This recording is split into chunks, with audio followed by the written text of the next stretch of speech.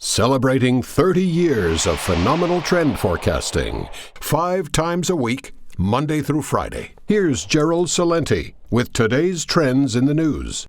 Hi, this is Gerald Celente. It's Tuesday, November 22nd, 2016, and here are some of today's trends in the news. On the market front, another day where everything is up. Well, almost. West Texas is down a little bit, and so is gold, but those equity markets just keep booming along on the Trump rally. U.S. equities closed higher on Tuesday, hitting new all-time highs as investors digested housing data and kept an eye on President-elect Donald Trump's policy agenda. So the Dow Jones closed above 19,000, for the first time. The S&P closed over 2,200 for the first time. The NASDAQ closed at all-time high. Today's record-setting session came a day after the three major indexes, along with the small-cap Russell's 2000, closed at all-time highs. And, there's some positive news out there as well. S&P 500 earnings grew for the first time in more than a year, according to data compiled by Earnings Scout. Earnings per share had grown 6.21% as of Tuesday. And in economic news, existing home sales rose to their highest levels since February 2007. So to me, this rally, it does have some basis to it, but it's not much to really look at in terms of PE ratios. And then when interest rates go up, what is it going to mean? On the oil front, oil was up, then it went down. West Texas closed down a little bit. Brent up a little bit. You're not going to know why, of course, so of course you do. U.S. crude settles down, gives up early gains on OPEC output cut worries. So now they're not too sure again whether or not OPEC's going to cut that oil. But they probably will. We're saying they're going to have an agreement next Wednesday. That's right, November 30th. They'll have an agreement. But will it mean anything? We don't believe so. Too much supply, not enough demand, and you'll see a lot of cheating. And particularly, Iran's not going to cut back. Nigeria, as soon as they could pump more, they're going to do it. Libya as well as other countries. So yes, there will be an agreement. And if I was a bettor, I would bet the prices are going to go higher for a while, after November 30th or leading up into it. But we do not give that kind of advice. Asian firms hit the banks on borrowing. Asian companies are starting to feel the, quote, Trump effect as a rise in global borrowing costs forces them to reconsider debt-raising plans. I'm going to keep going over this because as interest rates go up, all of this borrowing that went on with cheap money, they have to pay it back as their currencies decline, with more of their worthless currencies to pay the huge debt burden that they took on. So, firms across Asia have taken advantage of low global interest rates to pile up trillions of dollars in debt, often denominated in greenbacks, to fuel expansion.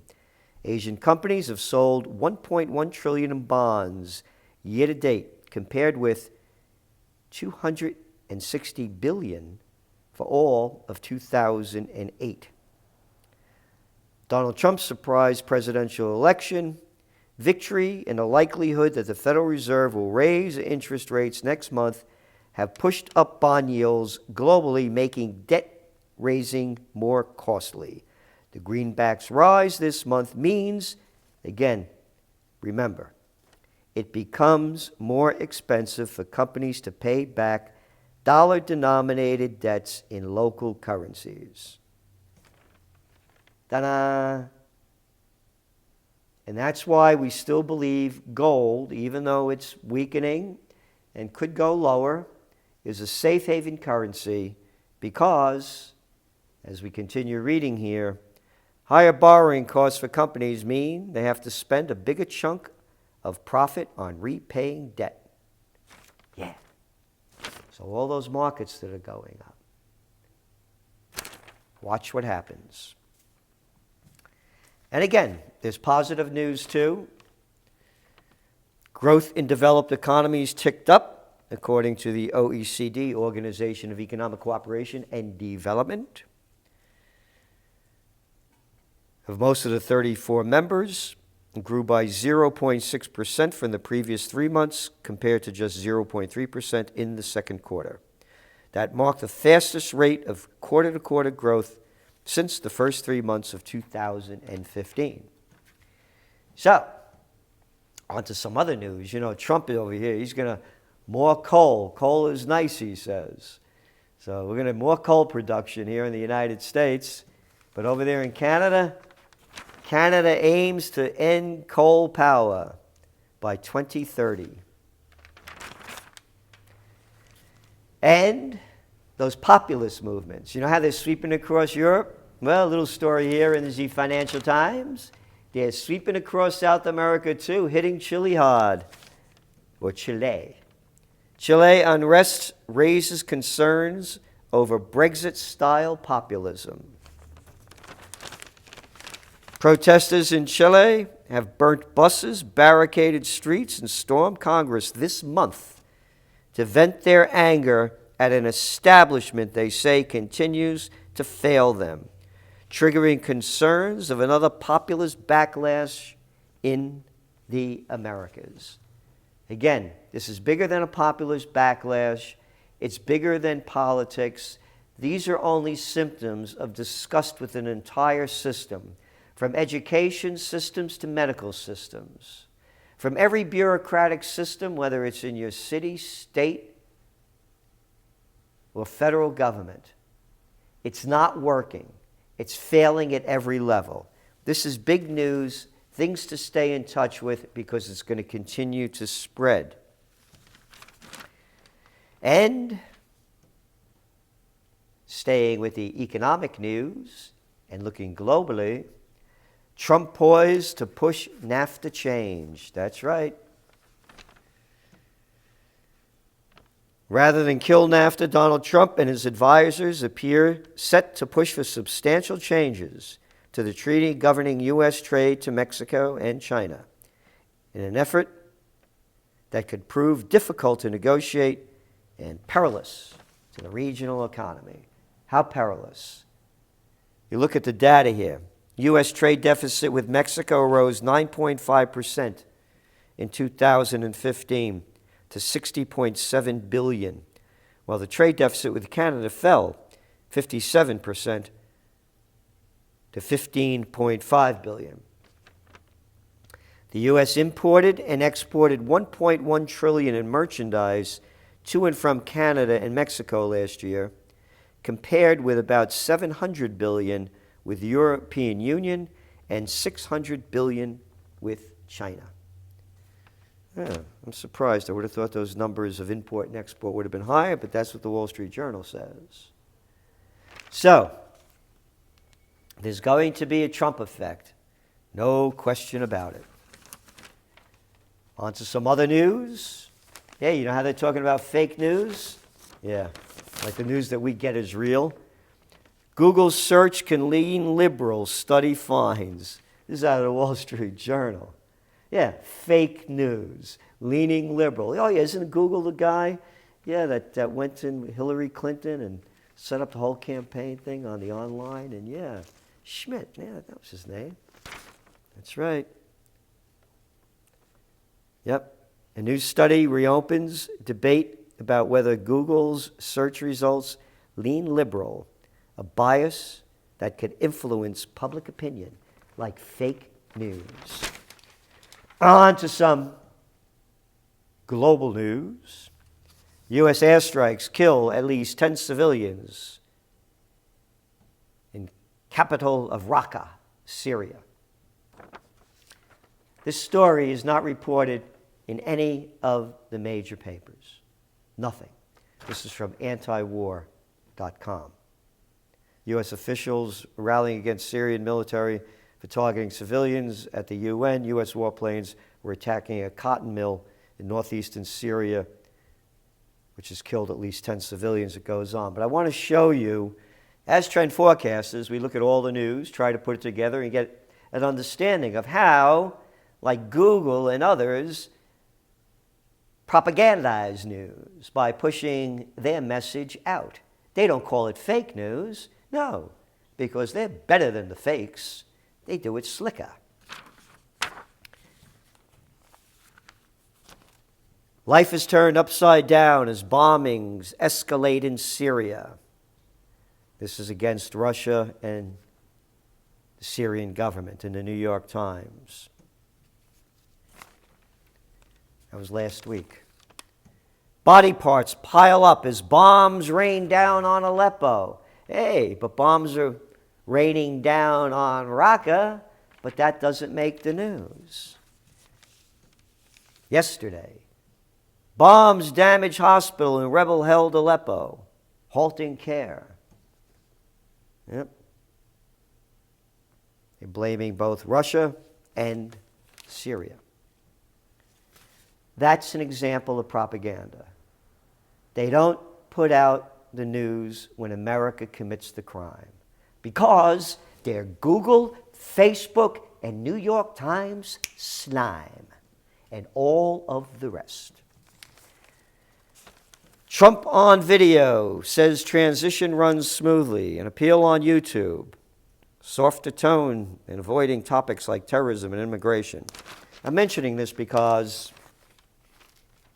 it's the new world order. The major media are failing. They're losing people. Trump is going in the new direction. What he did is unprecedented for a president, but you're going to see more and more of it. And today, as I said, is November 22nd. So here's some of the top news stories.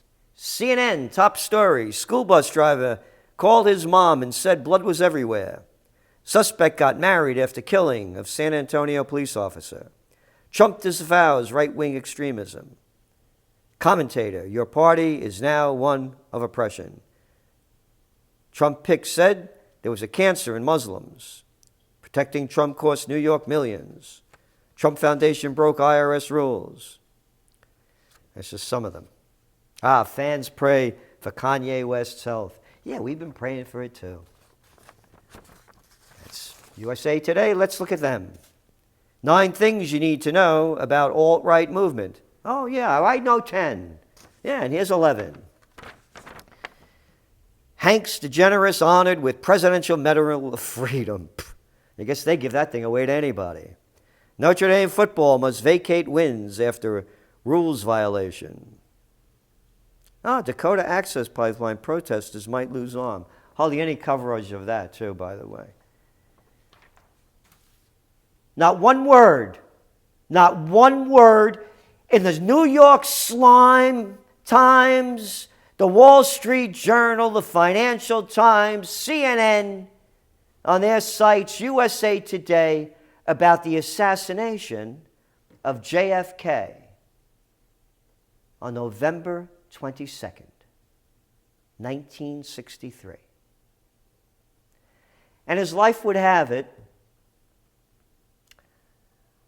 2 weeks before the presidential election in 1992, I got a call that John Connally, he was the governor of Texas that was sitting in front of Kennedy, wanted to meet me. He took a bullet in the back that went through Kennedy. Or missed Kennedy and hit him in the back, through his hand, through his knee. Now here's the photo of the two of us with his wife, Nellie, in front of the book depository. It's his only time back, both of them, since the assassination. And here I am, this kid that, born at 2940 Hone Avenue in the Bronx with John Connolly. We parked out in front of the book depository. That's the side that you see. And he told the story of what happened that day. And we wrote about it in detail in past Trends journals. But I'll leave you with one thing that he said to me as we're walking back into the Anatole Hotel. He had read my book, Trend Tracking, that I wrote in 1989, and forecast, long before it was popular, that someone like Ross Perot would start a third party. And he wanted to know how I did it. And as we're walking back into the Anatole Hotel, he looks at me and he said, I read your book. He said, I know your heart's in the right place. He said, well, you don't have a clue what's going on. And neither do the American people. Because if they did, there'd be a revolution in this country. That was 1992. Look at how things have declined since then. Oh, and besides being Democratic governor of Texas, John Connolly was also the Treasury Secretary under Richard Nixon when they took gold and pulled it away from the dollar. Tell you more about it, you can read more about it. This is Gerald Celente, and that's some of today's Trends in the News.